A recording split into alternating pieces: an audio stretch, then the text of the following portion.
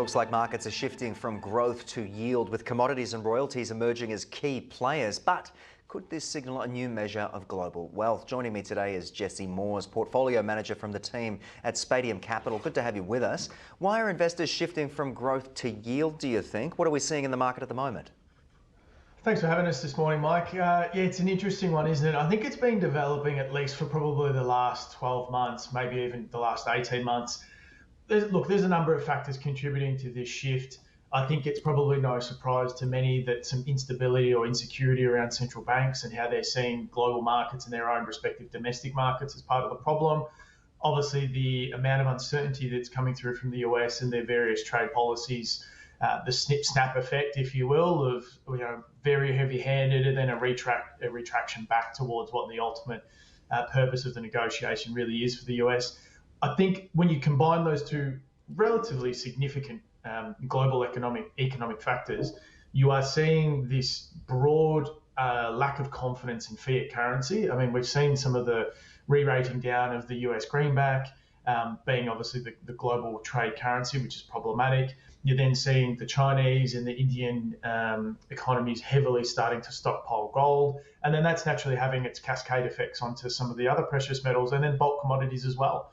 We're seeing some major deals happening back in coal as well, even though the world is allegedly supposed to be moving towards green energy. So notwithstanding, we still need coal, right, to be able to get to that state. So, I think the broad instability around the fiscal standpoint of where the economy is at right now and fiat currency in its the amount of printing that went on, and now we're trying to pull it back and central banks still don't know where it is. You're seeing that cascade into commodities, which naturally leads to a bit more of a yield play.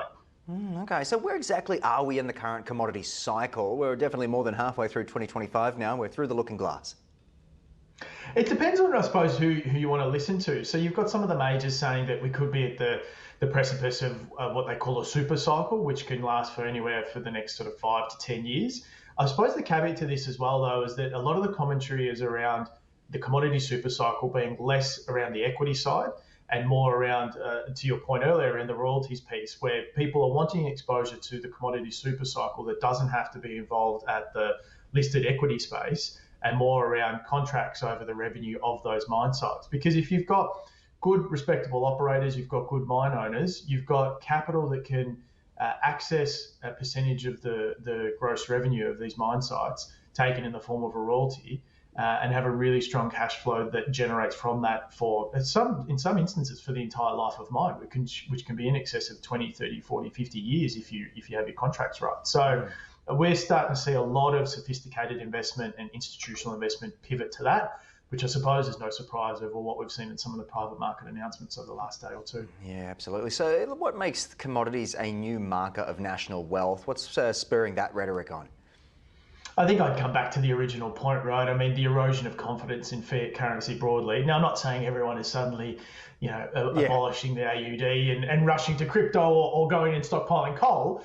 But when you talk about sort of the institutional level of wealth and this instability around currency broadly, commodities are becoming, and it probably stemmed as well from the global trade conflicts that have been spurned on by the US. You are seeing more economies pushing towards stockpiling, acquiring contracts, acquiring rights to these bulk commodities, these precious metal commodities, so that they've got that security into the next 10 to 20 years as we pivot to this alleged new frontier of everything being AI, a lot more requirements from inputs of global chip makers and these new tech efficiencies that are supposed to streamline our current way of life.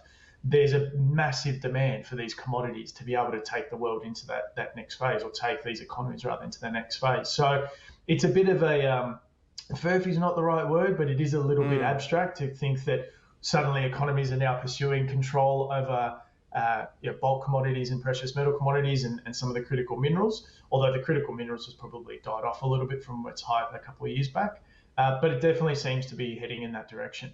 Yeah, let's touch on how royalties fit into this changing landscape, just to round out our discussion for today.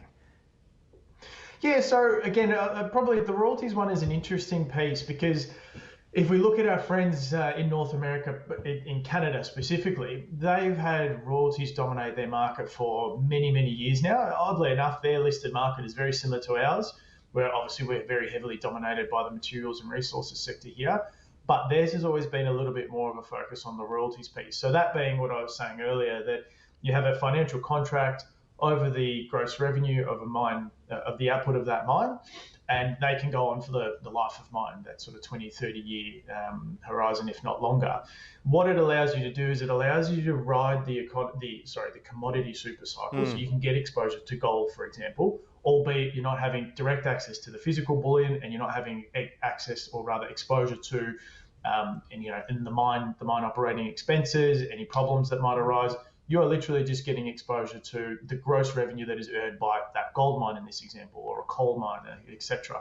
And it just generates a yield. Now, I'm simplifying it here, but most of these contracts will look at a monthly cash flow that comes from your royalty contract. And like I said, you benefit from the commodity super cycle, you get the yield on the other side. And if we are starting to pivot away from the growth thematic, you start to look at the bit of the teetering off in the major tech stocks in the US, and the sort of the toppy nature of how high that's been elevated in the PE ratios. Yeah. Jesse, if yield becomes a new frontier, it's certainly interesting, to say the least. It's all the time I've got for you today, but thank you for the rundown this morning. Appreciate your time. Thanks, Mike.